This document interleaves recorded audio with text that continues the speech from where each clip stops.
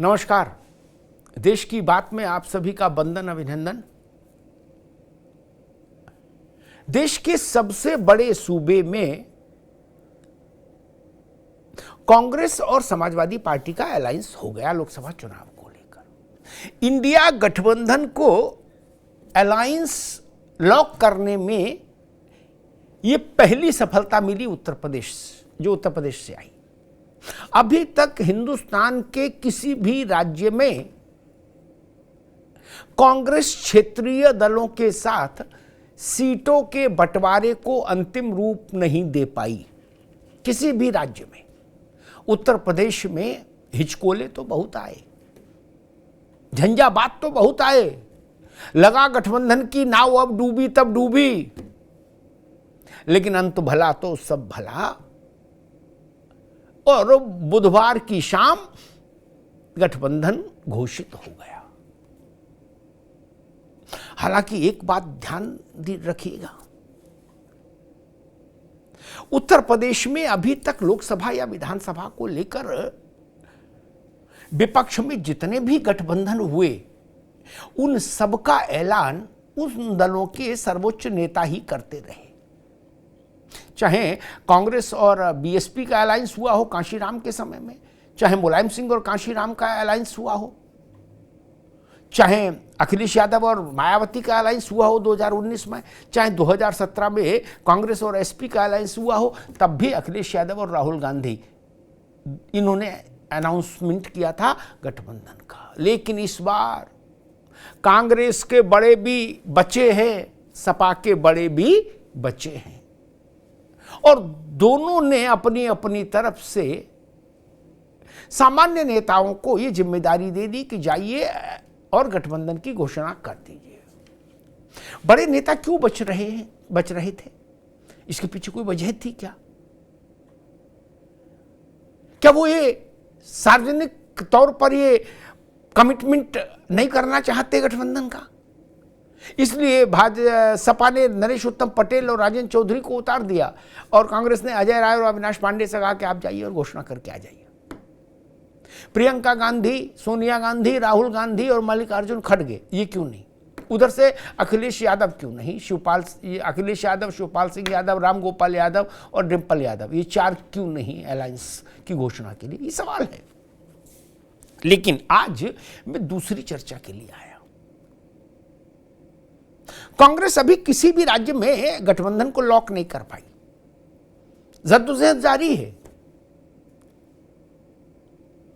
लेकिन मुझे एक बात लग रही है कि ना तो बिहार में राजद से, ना तमिलनाडु में एमके स्टालिन से, और ना पश्चिम बंगाल जैसे बड़े राज्य में ममता बनर्जी से कांग्रेस गठबंधन में वो बड़ी हिस्सेदारी पा पाएगी जो उसको अखिलेश यादव ने उत्तर प्रदेश में दे दी है। टोटल सीट में करीब 20-22% की हिस्सेदारी दे दी कांग्रेस को, 17 सीटें दे दी 80 में से कि भाई लड़ो आप। कांग्रेस का ट्रैक रिकॉर्ड क्या है उत्तर प्रदेश में? इस वक्त उसके पास क्या है? एक लोकसभा का सदस्य और 2 विधानसभा के सदस्य। विधानसभा में उसके पास कुल 2% वोट।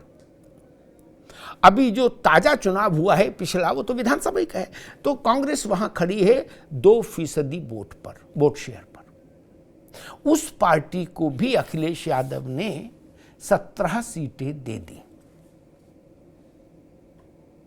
क्या कांग्रेस, क्या गांधी परिवार, क्या खड़गे साहब ममता बनर्जी से ऐसी डील क्रैक कर सकते हैं? उत्तर है नहीं। क्या अरविंद केजरीवाल से उदारता की अपेक्षा कर सकते हैं? उत्तर है नहीं। क्या लालू प्रसाद यादव कांग्रेस को इतना भाव दे सकते हैं, इतनी सीटें दे सकते हैं? उत्तर है नहीं। क्या तमिलनाडु में डीएमके कांग्रेस को इतनी हिस्सेदारी दे सकती है गठबंधन में? उत्तर है नहीं। इसलिए ये कहना गलत नहीं होगा कि गठबंधन में अखिलेश यादव बड़ा दिल दिखाते रहे। सामान्यतः उतना बड़ा दिल दूसरे नेता नहीं दिखा पाते, दूसरे दल नहीं दिखा पाते। 19 में मायावती के साथ जब सपा का अलायंस हुआ तो अपने से ज्यादा सीटें अखिलेश यादव ने बीएसपी को दे दी। उन मायावती के बड़प्पन का मान रखा। जब सरकार में थे 17 में और चुनाव में जा रहे थे तो कांग्रेस ने जितनी सीटें मांगी उतनी दे दी। मुलायम सिंह और कांशीराम का अलायंस भी इसी तर्ज पर हुआ था। तो ये बात समझ में आती है कि समाजवादी पार्टी गठबंधन के मामले में कम से कम बहुत तंग नजरिया नहीं रखती सीटें देने में। आप जीते हारें वो अलग की बात है, उसको नफा हो या नुकसान हो वो भी अलग की बात है। लेकिन पहले अखिलेश यादव ने 11 सीटें घोषित की थी कांग्रेस के लिए, तब भी कुछ लोग मान रहे थे कि कांग्रेस के लिए 11 भी ज्यादा है। लेकिन फिर कांग्रेस ने इसरार किया, गांधी परिवार बीच में आया, प्रियंका गांधी सक्रिय हुई तो अखिलेश यादव ने 6 सीटें और बढ़ा दी, 17 दे दी। कांग्रेस ने बनारस पर इसरार किया तो कहा चलो बनारस भी लड़ दो। ऐसा रुख ना तो ममता जी दिखाएंगी, ना स्टालिन दिखाएंगे, ना आदरणीय अरविंद केजरीवाल जी दिखाएंगे, ये भी जान लीजिए। तो उस दृष्टि से अगर आप देखिएगा तो अखिलेश यादव ने ये एक बड़ा मन और बड़ा दिल दिखाया कांग्रेस के लिए। अब कांग्रेस उत्तर प्रदेश में क्या कर पाएगी, कितना कर पाएगी, ये तो वक्त बताएगा। लेकिन फैसला तो किया अखिलेश यादव ने। कहा जा रहा था कि अखिलेश यादव अकेले चुनाव लड़ने की भाव मुद्रा बना रहे हैं, लेकिन उन्होंने इस बात को गलत सिद्ध किया और साइकिल के हैंडल पर हाथ का पंजा टैग कर लिया कि भाई आओ चलो साथ चलें। वो अच्छा सोचिए, वो भी तब जब 17 का उदाहरण समाजवादी पार्टी के सामने है कि कांग्रेस से अलायंस करने के बाद भी कुछ हासिल नहीं हुआ और 47 सीटें कुल विधानसभा में समाजवादी पार्टी जीतकर अब वापस आई। सत्तारूढ़ पार्टी चुनाव में गई और 47 सीट केवल जीतकर आई। अब कुछ लोग ये भी कहते हैं कि समाजवादी पार्टी की राजनीतिक जन्म कुंडली में गठबंधन का योग अच्छा नहीं है, गठबंधन से लाभ का योग नहीं है। वो गिनाते हैं कांशीराम मुलायम सिंह के गठबंधन का क्या हश्र हुआ था, मुलायम सिंह जी को कैसा कैसा अपमान झेलना पड़ा और मायावती जी को कैसा प्राण रक्षा के लिए करना पड़ा। गेस्ट हाउस कांड हो गया, वहां मायावती जी के प्राणों पर बनाई थी, तो भाजपा नहीं होती तो पता नहीं क्या दृश्य बनता। उसके बाद लड़के हैं 2 लड़के यूपी के, वहां भी सपा को कोई लाभ नहीं हुआ। मायावती जी के साथ गए, माना गया कि देश भर में इससे बड़ा कोई गठबंधन हो नहीं सकता, अद्भुत अकल्पनीय गठबंधन मायावती, बसपा, सपा और आरएलडी। अखिलेश यादव को लगा कि कम से कम इस बार तो परिणाम आ जाएगा अच्छा। लेकिन परिणाम क्या रहा? बहन जी की पार्टी 0 से 10 तक पहुंच गई लोकसभा में। अखिलेश बाबू की पार्टी 5 सांसदों में थी 14 में, 5 पे ही रही 19 में, मायावती से अलायंस के बाद भी। ये परिस्थिति, ये स्थिति, इससे एक बात साबित होगी कि गठबंधन से कोई बहुत लाभ नहीं हो सकता। 2022 के विधानसभा चुनाव में भी देखिए, छोटे छोटे दलों से अखिलेश यादव ने बहुत सोच समझकर एक अलायंस का रेनबो जैसा बनाया था।